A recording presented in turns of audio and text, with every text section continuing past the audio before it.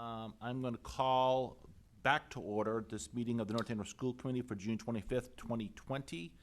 We were previously in executive session, and now we're back in a regular session. First order of business is to stand for the Pledge of Allegiance, so please do that. I pledge allegiance to the flag of the United States of America and to the republic for which it stands, one nation, under God, indivisible, with liberty and justice for all. Thank you, everybody. Okay, let me get through some of this administrative stuff first that I always have to do. All right, as a preliminary matter, this is Chairman David Tursi of the North Andover School Committee. Permit me to confirm that all members and persons anticipated on the agenda are present and can hear me. Members, when I call your name, please respond in the affirmative. Andrew McDevitt. Yes. Helen Picard. Yes. Holly Vitsky. Yes. And Amy Mabley. Yes. Staff, when I call your name, please respond in the affirmative. I'm joined here in person with Dr. Greg Gilligan and Dr. Jim Mealy. On the line, Lorene Marks. Yes. Marcy Bacuzzi. Yes. And I have anticipated speaker on the agenda, moderator Mark DeSalvo. Yes, sir. Okay, thank you. Okay, this open meeting of the North Andover School Committee is being conducted remotely, consistent with Governor Baker's executive order of March 12, 2020, due to the current state of emergency in the Commonwealth due to the outbreak of the COVID-19 virus. In order to mitigate the transmission of the COVID-19 virus, we have been advised and directed by the Commonwealth to suspend public gatherings, and as such, the governor's order suspends the requirement of the open meeting law to have all meetings in a publicly accessible physical location. Further, all members of public bodies are allowed and encouraged to participate remotely.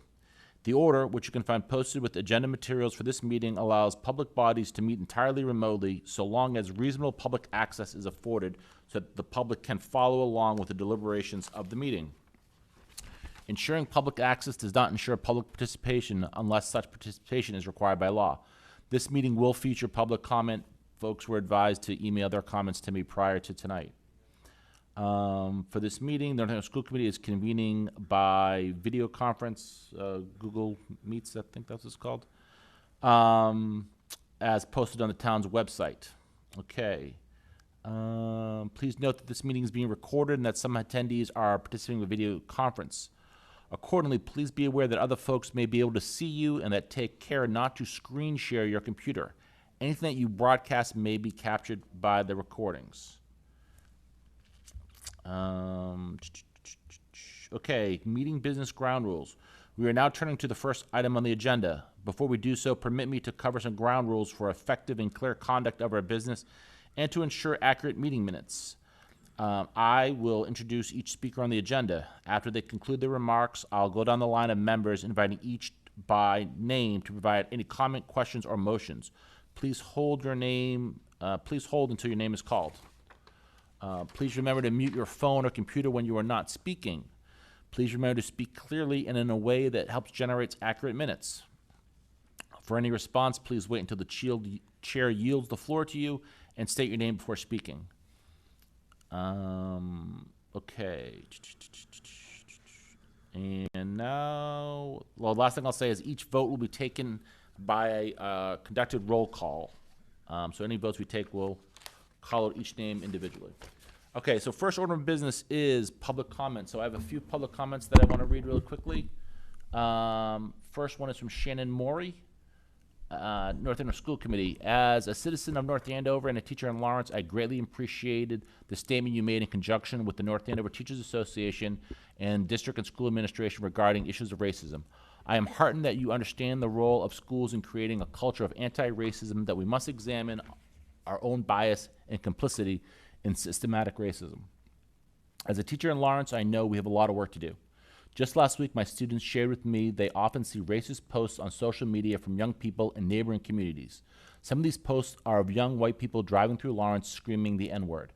My students shared other instances of racism they experience when they go to surrounding communities as employees and customers of local businesses. They specifically mentioned some in North Andover. Will you recommend to the administration of the North Andover Public Schools that they commit to 1, focusing the 2021 school year professional development for all teachers on issues of racism in a way that does not further traumatize people of color. Support the staff. 2, support the staff in learning about bias and anti-racism and growing this work to include supporting a parent and community member and learning group. 3, include anti-racist curriculum at all levels, pre-K through 12. Lastly, continue to focus on hiring BIPOC, Black, Indigenous, and people of color, and actively encourage students of color to consider the field of education in order to increase the number of educators of color. My students in Lawrence told us over and over again that they want white people to have conversations about race. Please be a leader in creating a better community for them and for all of us. Thank you, Shannon Morey. Thank you, Shannon Morey, for that public comment. A couple more quickly. From John and Donna Calamaro, I apologize for this late acknowledgement of the well-done graduation activities that celebrated our seniors last week. The virtual experience, although different from traditional graduation events, was still very much a ceremonial event that marked the transition from high school to the next chapter. Thank you for listening to all the ideas and thoughts of the senior class and the community to produce their graduation events. The parade was a big hit. We can only imagine the endless hours that you all invested in this graduating class and the events surrounding this milestone. We want to express our appreciation for your time, patience, and service to our North Andover High School and our community. Thank you, John and Donna Calamaro. I think I had one more here. Yep. Oh. Okay. This is from Eamon. Oh, I'm going to pronounce it, but Eamon, our student rep. Eamon O'Surul? Is that Carol. Oh, what? Oh, Carol. Oh, Carol. I'm sorry. It looks lower than that. 29 Hawthorne Place. I am leaving this public comment not as a student representative, but as a student myself. Over these past 3 months of online learning and social distancing, one thing that all my peers have agreed upon is that one of the greatest benefits of this difficult time is that we all have received significantly more sleep than we otherwise would were we in school. Thanks to the more flexible online schedule, students are able to go to sleep at 11:30, wake up at 7:30, a full 8 hours of sleep, 8 hours that they would not be able to routinely get during the school year. It is incredibly telling how much better the students are because of the increased sleep. I've had friends tell me they no longer have to drink coffee on a daily basis because they have no need for caffeine. Others, who have struggled with depression, anxiety, and other related mental health issues, have told me they have found themselves more motivated and better equipped to do the tasks required of them on a day-to-day basis. Instead of feeling like they were merely slogging through the day, they feel a genuine sense of purpose. Personally, I have had to relearn how to fall asleep because for so long I've relied upon sheer exhaustion to enable me to fall asleep without much effort. These stories are not just random and unrelated to the increased amount of sleeps. The science is in. Teachers who sleep less tend to have higher rates of depression, more suicidal thoughts, higher anxiety, increased risk of car crashes, poorer grades, and a general inability to concentrate. What is my point in saying all this? My point is that the sleep experiences of students during the COVID pandemic should push the school committee to seriously revisit the issue of school start times. I recognize there are major logistical challenges to consider and many competing solutions, but one thing is certain, North Andover students need more sleep.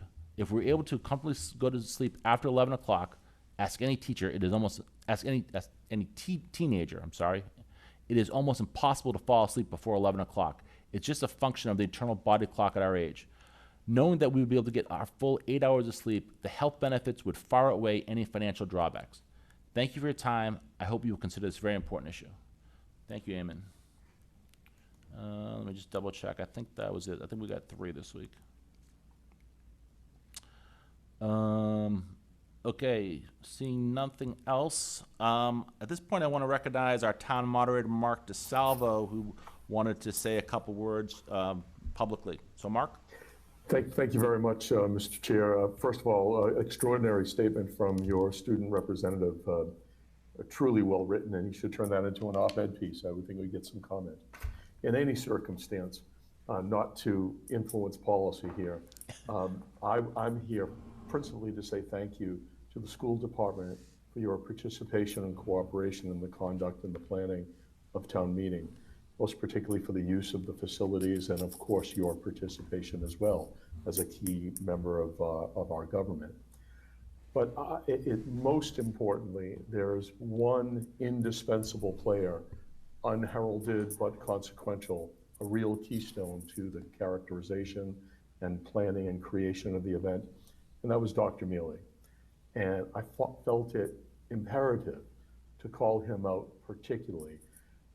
He, in his usual unflappable manner, keen thought, brought extensive skills and planning to, from the very moment we started the consideration of what do we do in a COVID environment. And he was key throughout, right up to the point of game time decisions. And I appreciated his ability to be able to make those judgments, seed all of that in terms of planning and execution. And he truly, truly was the key to what I believed was a well-operated and well-functioning town meeting. But all of the sight lines, the physical distancing, stage, frankly, all of it was a layout that Jim Mabley crafted unilaterally. And he doesn't know this, but I'll tell you now that it has in effect been adopted as a template across the Commonwealth. And anytime you see reports of town meetings on football fields or in parking lots, they're using the Mabley plan because I shared it with everybody. So to his staff, to John and Steve at head of the custodians and at the high school, and everybody who contributed in a great way for suffering me, particularly that last morning, I really appreciate it. And kudos to you for recognizing that Jim Mabley is deserving of the kind of authority and ability and autonomy that you give him. I took full advantage of that, and I thank him personally. Jim, kudos to you all the way. Well, thank Jim? you. Thank you, Mark. I will say that, as you pointed out during the planning stage, the team was unbelievable. And as Mark pointed out often, there are others around who said they just could not have done this kind of a operation, a town meeting like this, because their people would not work together. And our town comes together at moments like this, and it was a pleasure to work with everybody. Truly were, and it is a team effort, but sometimes there are first among equals, and you are absolutely first among equals in the execution of this meeting, and I truly appreciate it. Thank you, Mr. Moderator. You may be aware, but other school districts have been actively recruiting Dr. Mabley to become their superintendent, and I don't know if we're quite there yet, but I feel pretty good that we're going to have Dr. Mabley stick around for a few more years at least. So. I phrase so selfishly. Yeah. I wholly concur. We agree. So thanks for joining us. Thank you for the comments, Mark. You're very welcome. Enjoy the meeting. Okay. Next item of business, consent agenda, approval of minutes. In the packet, we have minutes from June 11th, 2020. Mr. Chair, I move to approve the minutes as presented. I'll second. Okay, we have a motion by Ms. Mabley, seconded by Holly. Any further discussion? There are a couple of misspellings on there. I noticed that John Finnemore, there's no H in his name. And Tom Duggan, I believe it's just one G. Yes, that one is correct. Okay, I'm sure Bev can make those administrative clerical changes. Besides that, any other comments from you, Holly? Any from Amy? Helen? Andrew? No? Nope. Okay, so we have a motion made and seconded. Helen, how do you vote? Yes. Holly, how do you vote? Yes. Amy, how do you vote? Yes. And Andrew? Yes. And the chair votes yes as well, so that's 5-0. Okay, superintendent's report. Message from the class of 2020. We have a short message here from the class of 2020. To echo Mr. Finnemore's sentiments, I think that it was worrisome, and we're all nervous about celebrating these important milestones of our students. And what a week it was. Kicked off with some different events, awards and scholarship days, And I think the rolling rally on Saturday after the virtual graduation Friday night was just awesome. So without further ado, I think you're going to hear a voice that you know well. Oh, there he is. We're the class of 2020 officers, and we just want to give a quick thank you to a bunch of people who helped with our senior week activities this year. Thank you, Mr. Mayat, and everybody at NA Camp, specifically Brian Fraser, Miles, Ray, and Susan for helping to record and put together all the videos during our senior week. And thank you to everyone at Mark Lawrence, specifically Sunny, for photographing during graduation. Thank you to Lieutenant Foltz and the North Andover Police Department for helping with our wonderful car parade. We'd also like to give a shout out to Rick Gorman and the North Andover Youth Center for all of their help. Also, the Class of 2020 Events Committee and Miss Daly, thank you for everything that you've done for our senior week. The Trombley Brothers Towing Company, thank you very much for supplying a huge truck for our parade. And lastly, I would like to thank the SOS Committee. Thank you to our administration who helped facilitate this crazy planning process of graduation, the other senior week activities. So we would like to thank our superintendent, Dr. Gilligan, Principal Mr. Jackson, Assistant Principal Mr. Young, Assistant Principal Ms. Randall, and of course our school committee for helping every day with our graduation. We'd also like to thank all the administrative assistants who have worked behind the scenes to make a lot of this happen, including Mrs. Roy, Mrs. DeMario, Mrs. Stevens, Mrs. Khalil, Mrs. Conti, and Mrs. Gagney for making all of this happen and all the work that they've put in throughout this process. Also, thank you to all the faculty and staff who volunteered during the graduation filmings and also came out to the car parade to cheer us on as we left the driveway. Thank you to the custodial staff who sanitized the entire graduation ceremony and made sure it was safe for everybody to come in and actually be able to walk across stage. We couldn't have done it without them. And finally, thank you to our amazing class advisors, Mrs. Bentley and Mrs. McDonald. They've been absolutely amazing for the class of 2020, not only in the past 4 years, but also the past 3 months advocating, making sure that we could have the best experience as possible given the circumstances, and we're so grateful for them. So we just wanted to give a big thank you. Thank you. Thanks, everyone. Yeah, absolutely remarkable. One of the things that folks notice when they come to North Andover is the gratitude our students show when they work on something and they work collaboratively, and it's a great group, and I'm really going to miss Jack's voice here next year as part of the team. The second part of the superintendent's update is, I think many of you may know, the governor today, along with the Commissioner of Education, released some very preliminary guidelines on reopening of school for the fall of 2020. And ultimately, the commissioner is looking to get as many kids back in school as possible if it can be done so safely. And really, they laid out 3 options. One is to get folks back in school with the appropriate gear and PPE, so kids are all back with the right safety protocols in place. The second part would be get students back and have some type of experience with remote learning. And the last piece, if we ever had to be out completely, that we would be remote. So I know that folks are really interested in all of our students and staff getting back safely. And this is something we've been planning and doing a lot of work around in the past, especially over the last month, connecting weekly with the commissioner and all the superintendents locally. But in addition, planning internally, as well as with staff and administrators. 3 things of real import this week is, one, we have a website up and running now exactly for North Andover Returns 2020, and that's right on the front page, so stay tuned there for any type of updates.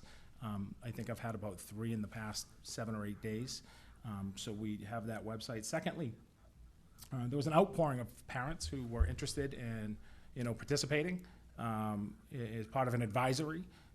So we will have a group of parents that have been selected that will be working with the PTO to get more specific input at all of our schools across the district. And then last but not least, this week we met, albeit remotely, we wanted to do it in person.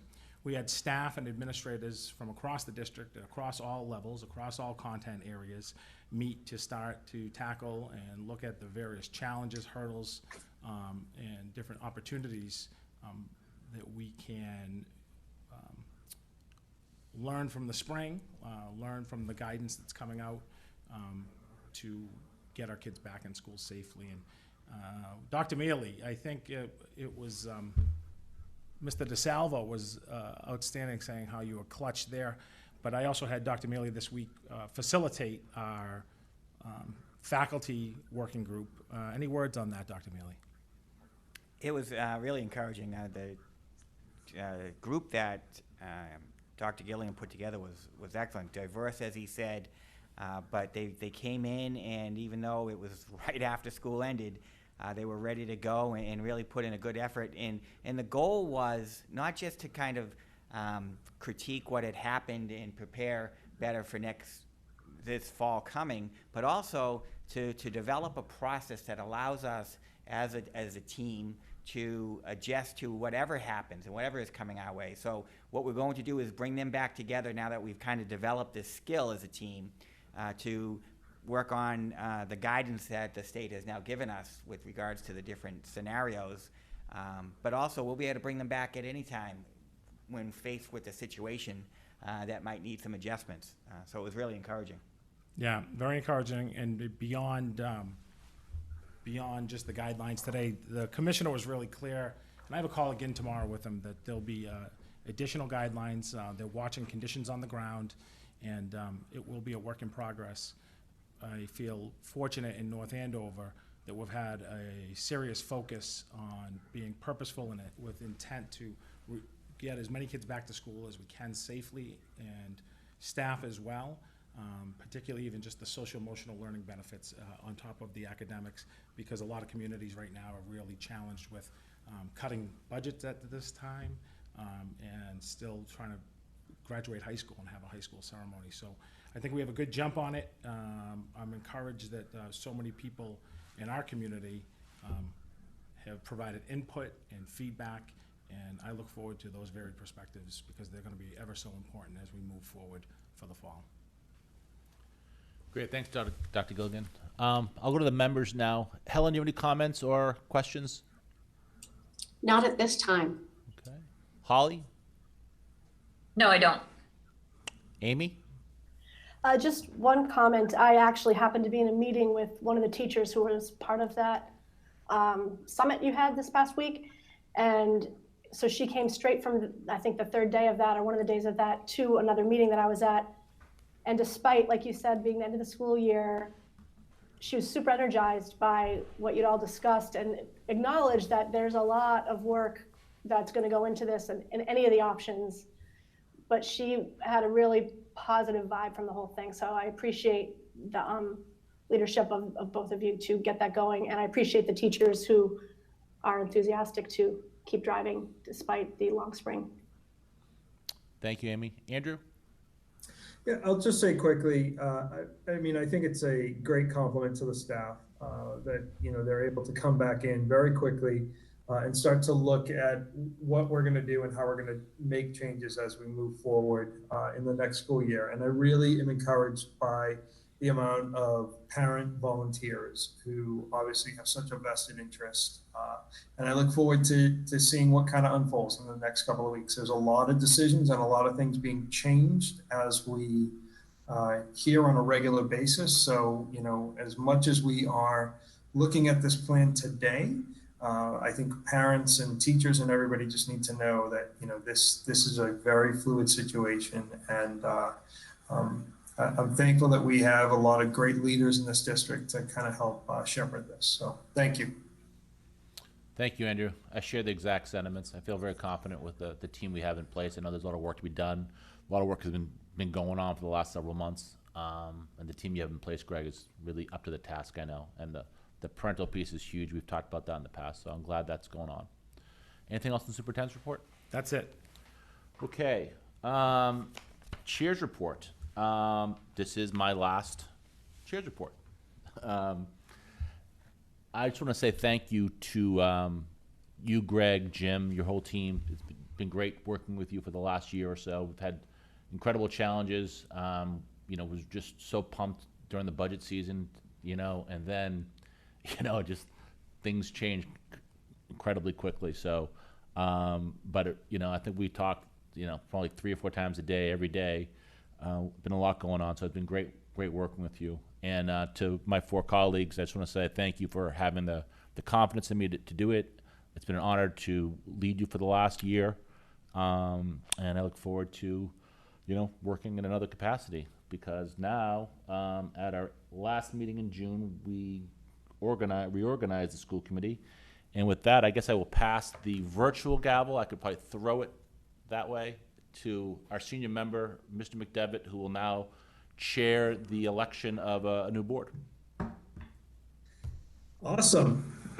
It's like the highlight of the day. So the first order of business, I guess, would be for nominations for the chair for the, I can't even believe I'm saying it, but the 2020-2021 school committee term. Mr. Chairman, I would like to nominate Helen Picard to be chair of the North End School Committee. So Helen, do you accept the nomination? Yes. Okay, is there a second? I'll second. Okay, are there other nominations? All right, well, seeing none, I will start with you, Mr. Teresi. I vote resoundingly yes. Okay, Mrs. Mabley, I vote yes. Mrs. Lynch, Yes. Mrs. Picard. Yes.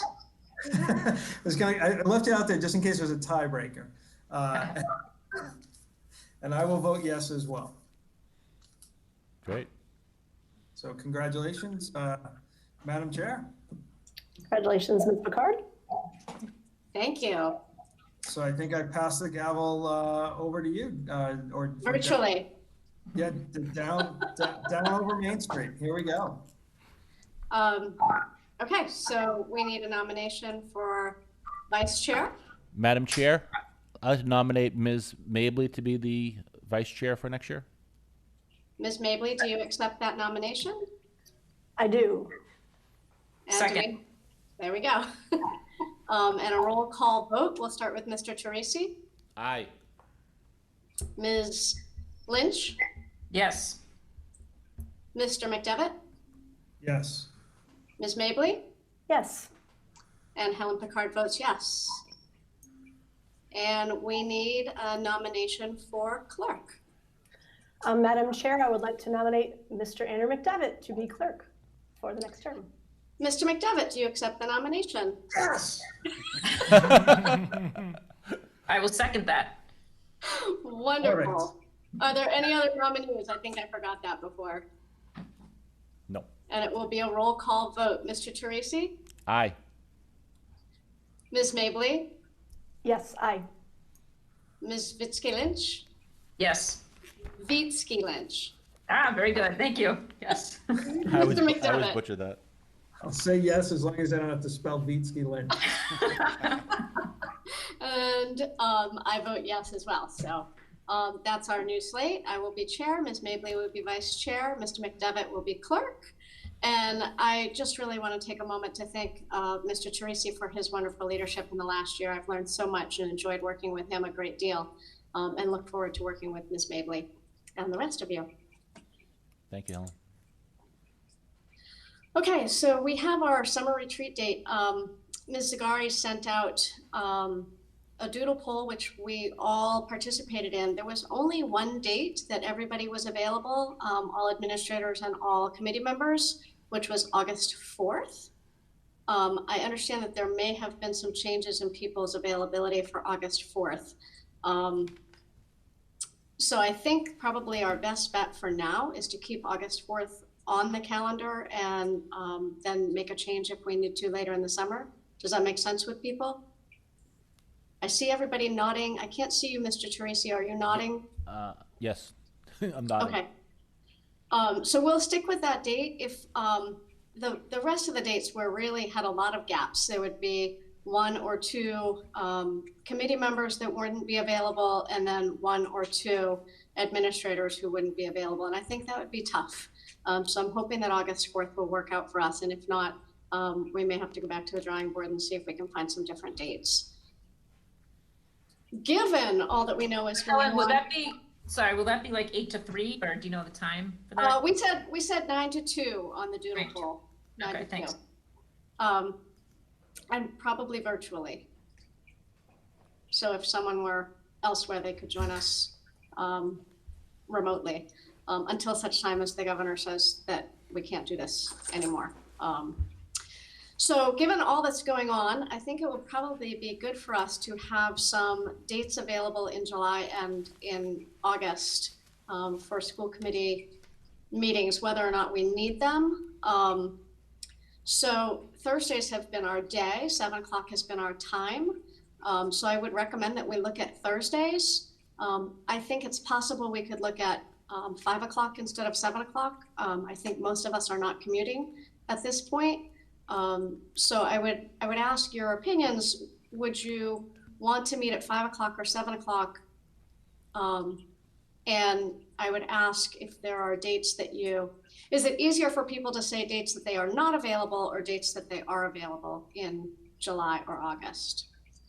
So Helen, I'll go first because I'm probably the most difficult one. I coach softball in the summer and our schedule has not come out yet. So I have no idea. I couldn't make 5 or 7 if there's a game on a Thursday. Okay, that's good to know. It won't come out until just before July 6th. Okay, all right. Do other people have dates that they know that they are specifically not available? Andrew? If we're still going to be remote, then I think I'm pretty flexible. I can connect in. Ms. Mabley? Similar for me, yes. Okay, and Mr. Teresi? Yeah, I think most of those dates, most Thursdays are good. 7 is probably a little better for me, actually, but we'll make it work. Okay. Why don't we all plan to be in touch with each other? Ms. Vitsky-Lynch, when your schedule comes out, if you can let us know what Thursdays are good and which Thursdays won't work for you, that will help us a lot. Sure thing. Obviously, any regular meetings of school committee will take place after 4th of July. Okay. And that's all we have for the chair's report. So we move on to old business. We have the second reading of the appointment of the school physician. Great. Dr. Mabley, if you open that up. This is the annual appointment of Dr. Chan. I know that Cheryl was in last meeting, and he's been outstanding, a great partner, and really play a big role in assisting us with reopening schools safely. So. Great. And I have said before, I've had opportunities to be in meetings with Dr. Chan as part of the Health Advisory Committee, and he is very helpful to our schools. So is there a motion to appoint the school physician for fiscal year 21? I will move. I can't see the official thing, but I will move to approve the school physician for the 2020-2021 school year. Second. Thank you. So that was moved by Mr. McDevitt and seconded by Ms. Mabley. And a roll call vote. Mr. Teresi? Aye. Ms. Mabley? Yes. Mr. McDevitt? Yes. Ms. Vitsky-Lynch? Yes. And I vote yes as well, so that's 5-0.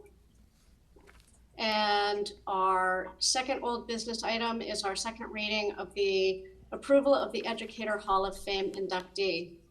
Ms. Mabley, you are now the vice chair, and so this falls to you. And I know you were in on the nominating committee, so is there any update on that, and what do we need to do? I did not hear from anybody else, contrary or however, anything different about this fabulous nomination of Mr. Raymond Grady for being the next one to be inducted to our Hall of Fame. And so I would like to make a motion that we select him. Thank you. Do we have a second? I'll second. So that was moved by Ms. Mabley and seconded by Mr. McDevitt, and a roll call vote. Mr. Teresi? Aye. Thank Thank you. Ms. Vitsky Lynch, Yes. Mr. McDevitt, Yes. Ms. Mabley, Yes. and the chair votes yes, so another 5-0. Ms. Mabley, can you please be in touch with Mr. Grady and let him know that he will be inducted? I will do that, and I will let him know that it will be at a moment to be named later. Yes, yes, and you will enjoy the conversation greatly. He will. I look forward to it. Great. He was just really a wonderful person to talk to, even for a few minutes. So I'm sure he was a terrific person to spend a year in AP history with. Okay, moving on to new business. We have the first reading of the superintendent's year-end evaluation. Thank you, Madam. Dr. Gilligan. Thank you, Madam Chair. Throughout this process, if you take a look at the memo enclosed, it talks about the process, the cycle, and the goals that we set, shared and individual. And I just first want to say I feel very fortunate to have such a supportive committee. Congratulations, Chair Teresi, on your retirement from being the head honcho, and congratulations, Helen, on taking over, as well as a great team. I think you saw it with Mark in the beginning, but to all the different folks that work here in central office and in our schools, and it's an amazing team. So if you take a look at a couple things I wanted to highlight, here was one of the shared goals was the interest-based bargaining, and completing that this year. And it's been a really outstanding process. This is the third time that we've used it with the Teachers Association, and we have other groups working right now. And it's really been a collaborative process, and I think something that's really been beneficial, particularly with the committee getting to know the Teachers Association folks and vice versa. And I'm sure we'll have updates on that shortly. And other than that, I think back about, it seems like it was 3 years ago, when we redid our strategic plan and revised it and made changes, not so much in the main objectives, but in the categories and the initiatives underneath. We advocated really hard to get a budget and more money for the schools. I mean, it was pretty common knowledge that there are only 8 districts that spent less per pupil than North Andover across the Commonwealth. And we worked really hard and as a team, including the committee, to get that budget passed with 11 really critical positions. One of the other pieces in the in the evaluation that we talked about was class size. And I think we'll put in again for the MSBA. We got the facilities master plan too. We were fortunate to get the middle school into that this year, as that's gone out, and we've been able to tackle class size. So talking about some of these things seemed like it was so long ago, considering the challenges that we now face. During the budget, first time ever, I think in North Andover, we had a 5-year, we came up with a 5-year staffing plan and a long-term plan to best serve the students in North Andover. And I would say as you continue to look through the direction and goal setting in 3, we talked about the strategic plan a little bit.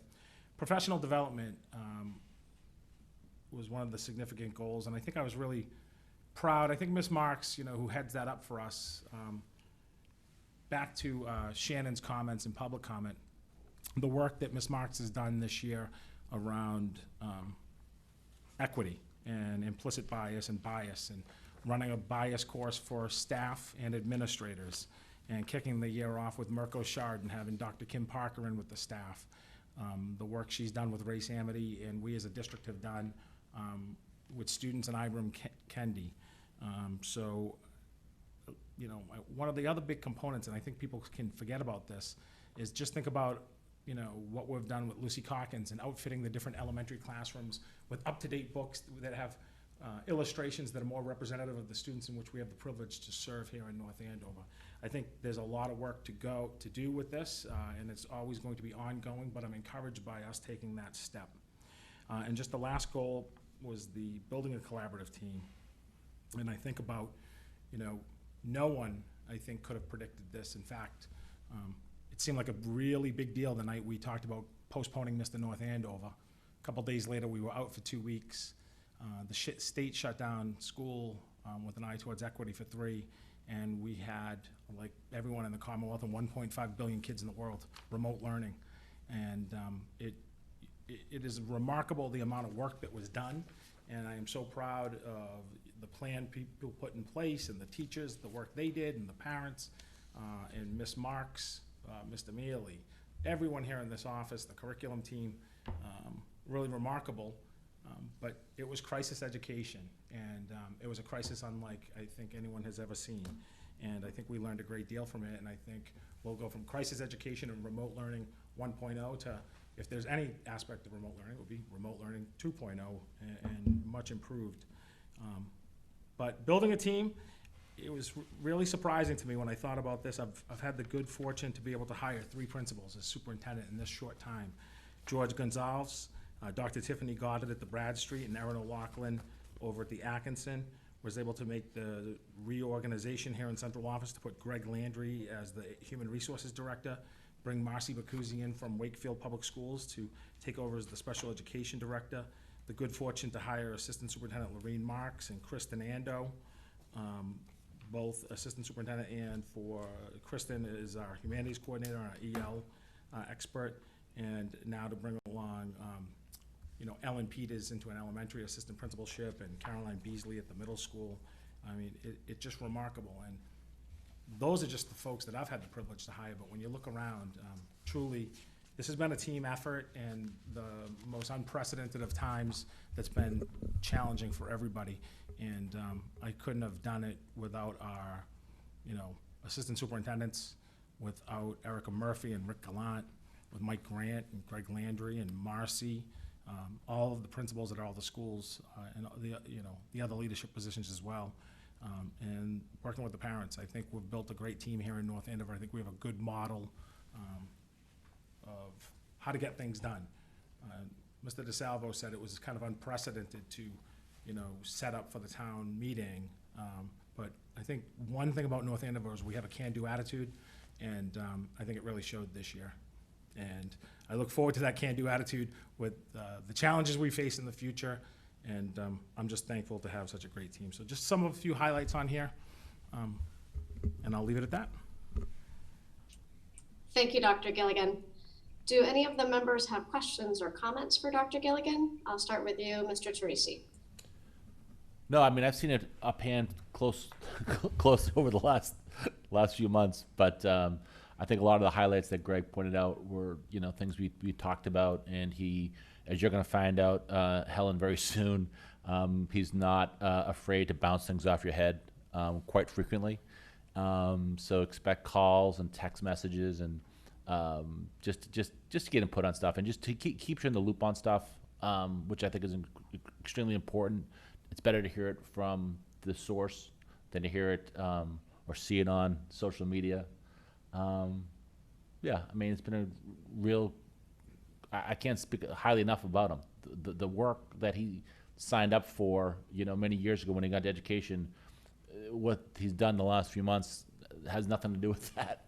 I mean, organizing and planning for these things has just been monumental, just incredible from my perspective. So I think him, and he talked about his team that he's got in place. It is a team effort, and they trust each other. They have confidence in each other, and you can see it, every time you walk in the central office. So I think he's done a great job. Thank you, Mr. Teresi. Ms. Fitzke-Lynch. No, I don't have any comments. I read it and it looks straightforward, and I concur with everything David said. I appreciate anytime I have a question for Greg, he gets back to me right away, and I appreciate that. He's very communicative, and I know how hard he works as well. Thank you. Mr. McDevitt? Yeah, I mean, I think, for Dr. Gilligan to be on board, I don't know, 2 months or so, and have the ABECC, open, and the gas crisis and Triple E and all of this. I mean, we tried to test you, Gilly, and it's been a good challenge. So, I think that the number of kind of things that you have had to deal with that are not typical have really shown us a lot about who you are, and the dedication and the commitment that you have to not just our town and our faculty, but most importantly, our students. And so to me, that speaks, way higher than what's written on this document. It's never going to tell the story of you. So look forward to additional conversations about it. But thank you, and you're always a text and a phone call away, and it's fantastic. Thank you. Thank you, Mr. McDevitt. And Ms. Mabley? Yes, my notes were similar to what's already been mentioned, but to me, the key thing of all the wonderful things that you've accomplished, Dr. Gilligan, would be the construction of a tremendous team. To be a leader, to be the leader that you are, you need to have strong people to partner with, but you also need to trust them to allow them to lead on their own in their area of expertise or the area that you've asked them to work with you on. So that team is critical, and the fact that you have built a team where they all trust each other, they're professional with each other, and extremely dedicated. I think if you tried to be at the top and dictate everything on your own, you'd be ready to leave by now. So exactly based on what Mr. McDevitt just reiterated about what you've had to go through. So the building of a team is critical, and you've done a spectacular job of that. And thank you for reiterating the details of that at the start. And I think because you've made such a great team, you have been able to really put out that extended 5-year plan that we've always been looking for. So thank you for that, and we look forward to the expansion and development of that in terms of getting things accomplished and managing our growth as we need to, we've laid out going forward. Thank you, Ms. Mabley. Dr. Gilligan, I would reflect what everyone else said. It's really such a pleasure to work with you, and having worked with you first when my now 20-year-old was going into 3rd grade, and seeing you in many capacities in our district, I'm very thankful for your leadership. Very thankful for the team that you have and the openness they have in working with all of us as we have questions, and being able to answer those questions, especially in very uncertain times. So we appreciate that. As a committee, we still need to do our evaluation forms. Ms. Zagari shared those with us. And so we don't have another meeting scheduled. So I wonder if the committee would be comfortable with coming up with a date that we'll complete those by, and then at our next meeting, whether that be August 4th at our retreat or some other time in the summer, we can present that report and feedback to Dr. Gilligan. So I would propose that we set a date 2 weeks out for us to complete that evaluation form, just to have it done. Which would take us to July 9th. That's the week of the 4th. We probably don't want to do it for that. How about by July 16th? Would people be comfortable with that? Yes. Yes. I haven't received it yet, though. I haven't either. Okay. Oh, so I just saw the email today. It may not have come to everybody, but we can make sure that it gets to everybody, and we'll say that it is due on July 16th, and I will make a note of that. And whenever it is that we come together again, we can just present that report. Do we need to have a vote on that? There's no vote, right? No.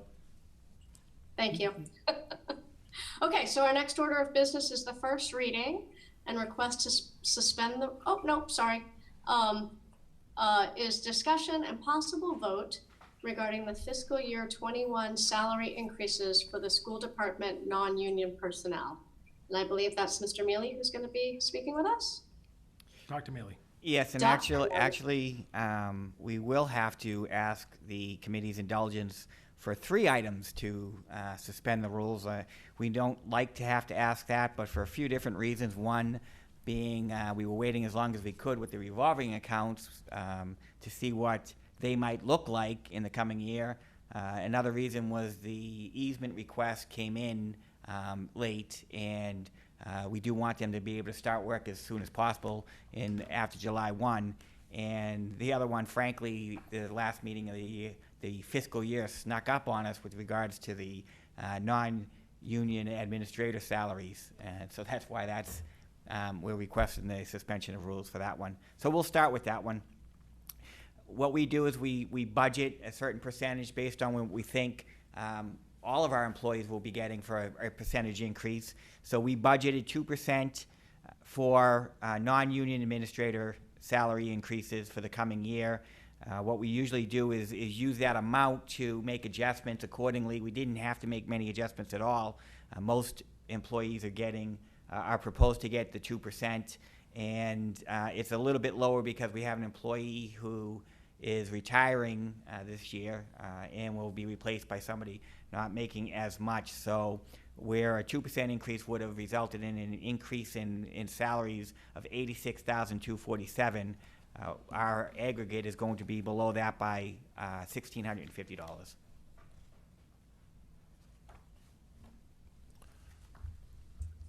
Madam Chair?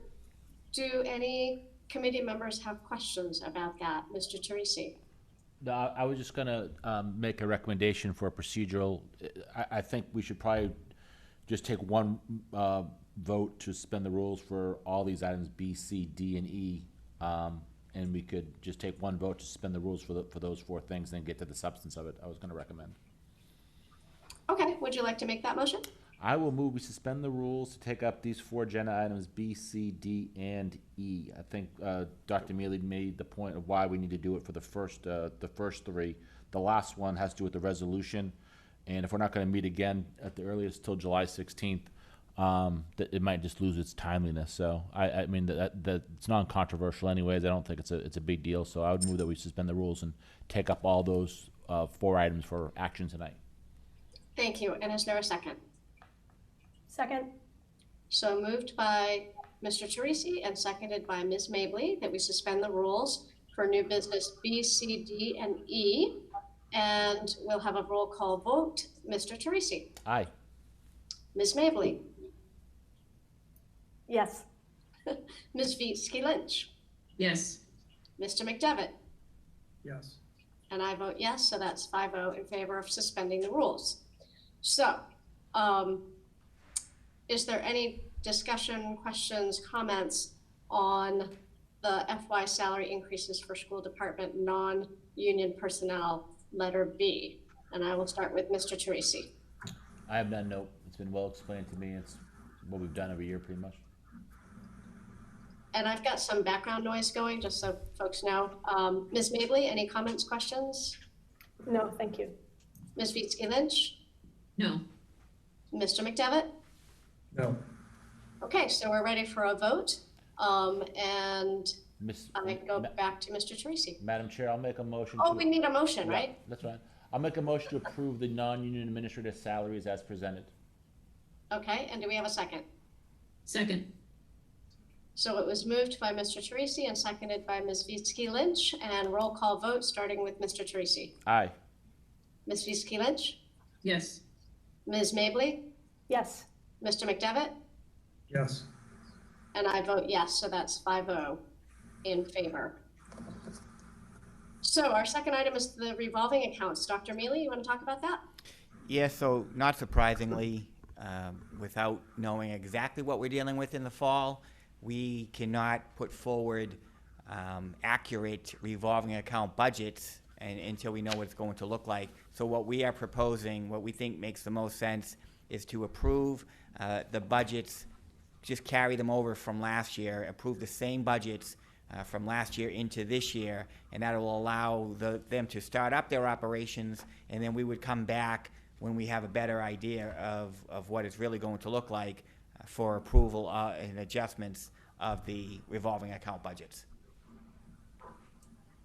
But they cannot start ordering anything, and as they need to resupply or whatever they might be doing until we approve the budgets.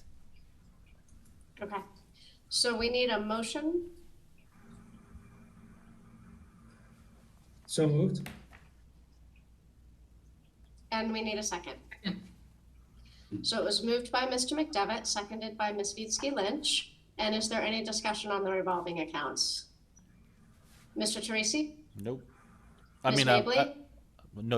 no. Just discussion. This Yeah, is no just, do you have any discussion items? Do you have any questions or concerns? That he has no questions or concerns. Ms. Mabley, any questions or concerns? Just a small question, which is, I know historically we've been able to take whatever little bit of surplus and move it into the next year, et cetera.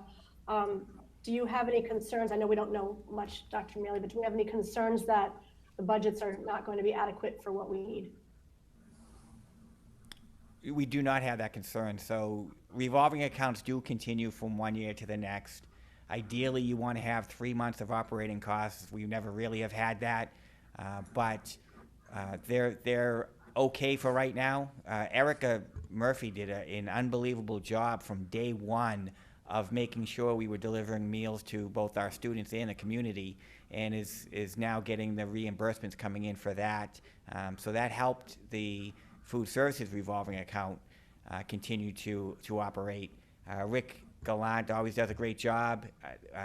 He saw a hit because he did maintain salaries for a little bit for all, and then continued for some throughout the COVID-19 to the end of the year, and so he saw a hit, but he did have a bit of a reserve built up, so he was okay. And then the others are smaller. The athletic fees really carry the athletic revolving account, but since there were no, we didn't collect any fees in the spring, but we also didn't have any officials or any buses or anything like that, so they're fine as well. So this budget request will allow them to do what they have to do until we have better information. That's great, thank you. And it was in particular, the whole Erica Murphy's budget was what I was kind of thinking of based on the fantastic work that they've done. So thank you for that review. All right, Ms. Vitsky Lynch. Yes.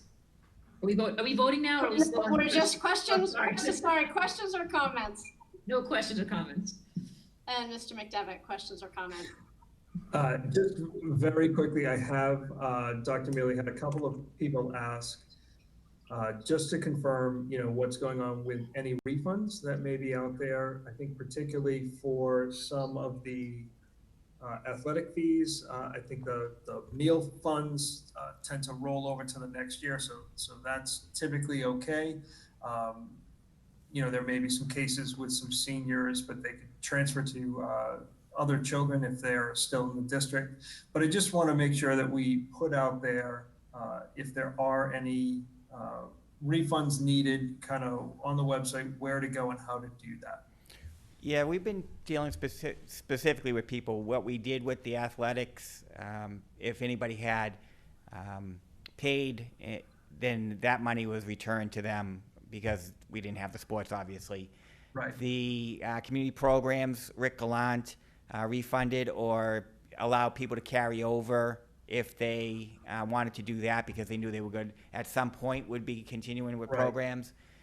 Food services, yes, Erica just either allows people to carry over for the same student or for family members, or if they're finishing up, then there's a credit and they can either donate or get that back.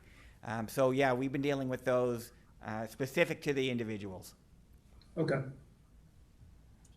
All right, thank you. Mm-hmm. Thank you. So are we down to me? Did I ask everybody? Okay. So my only question is, where there was a hit for community programs, is CARES Act funding available for that, or the payroll protection plan, or anything else? So it's interesting. So if he has bought or is going to buy any PPE in order to run some programs as we go forward, then that is going to be charged to the COVID-19 fund. The continuing of paying staff was not necessarily something that could be charged back, so he didn't get that benefit. So for instance, food services, where we continue to pay our food service employees, but we also had to pay a higher rate than we normally would in order to have them continue working. And so that delta was chargeable to COVID-19, but not the base. So he wasn't able to. All right, well, thank you very much. All right, so we already had the motion and the second, so we're ready for the roll call vote, and I'll start with David, Aye. Holly, Yes. Amy, Yes. Andrew, Yes. and I vote yes, so that's 5-0 in favor. And our next order is the first reading and request to suspend rules, which we already suspended, to approve the grant of easement to Mass Electric Company. Dr. Mabley?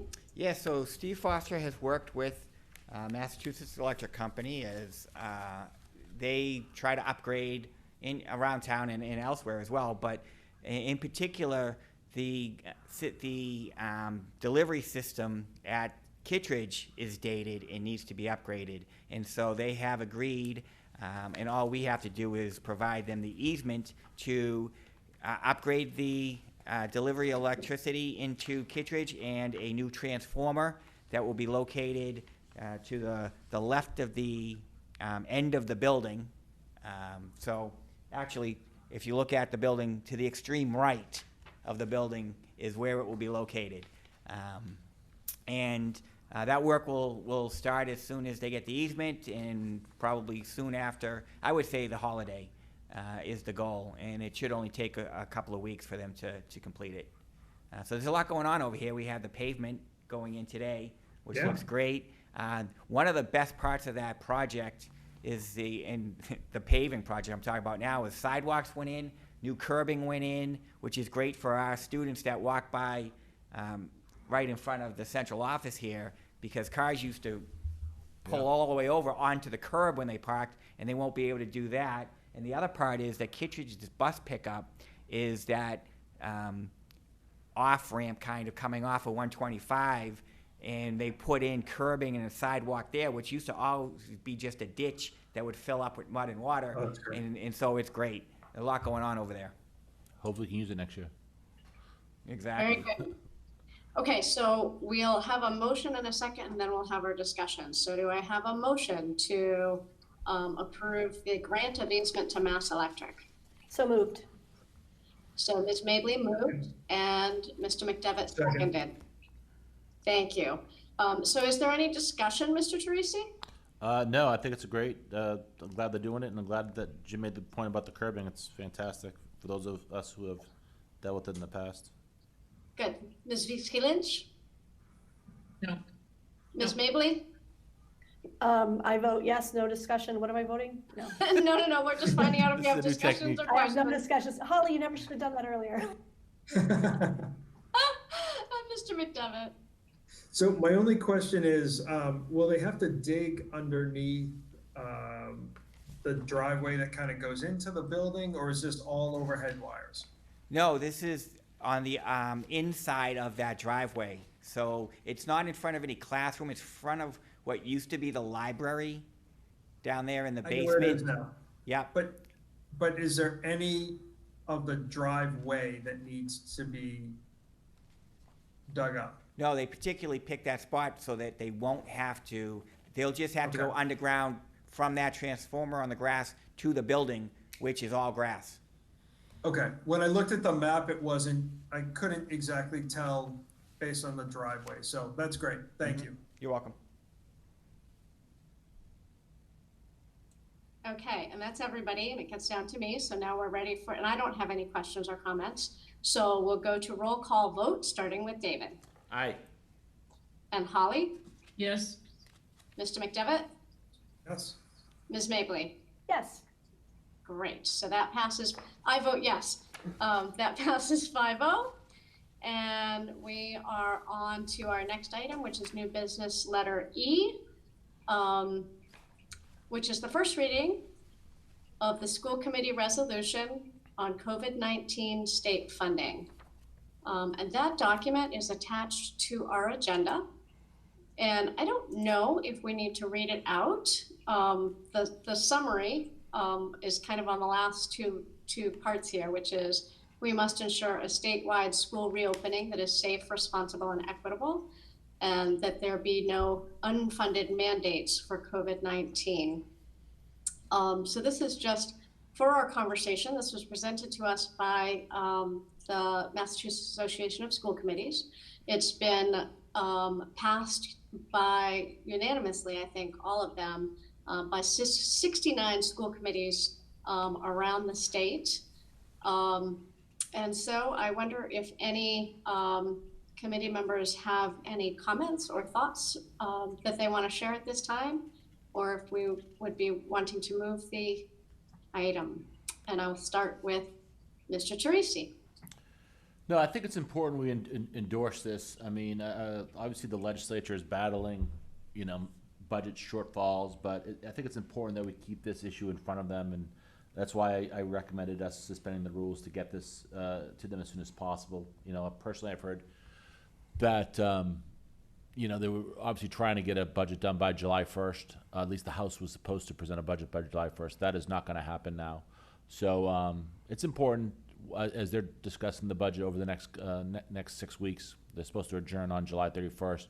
That they understand that the school district needs are paramount, and we all want to go back to school. I know the governor has said it over and over again in his press conferences that we need to get these kids back in the classroom, and we do too. But there will be a cost associated with, and I think it's important we embrace this resolution. Thank you. Do you have any comments or concerns at this time? No, I agree with David, and I fully support this. Okay, and Ms. Mabley?